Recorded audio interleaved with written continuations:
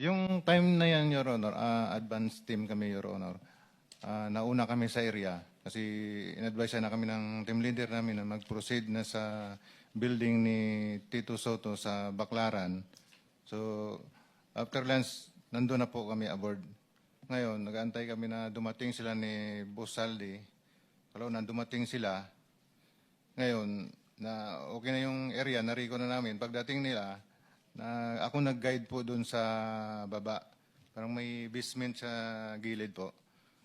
Ngayon, dumiretso yung limo ni boss, umikot, tapos nag-drop off.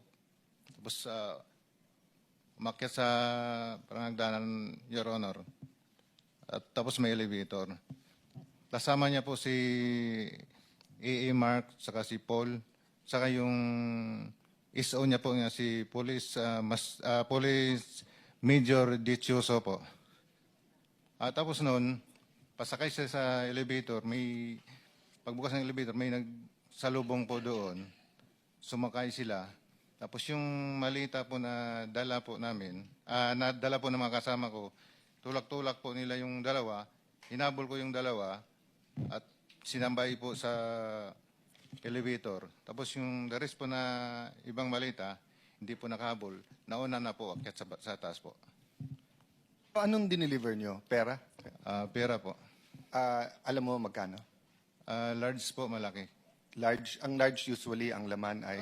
40 to 70 po. So, ilan ang dineliver? 40 to 70 po yung So, isang laman. maleta lang. 5 po, 5. 5 maleta?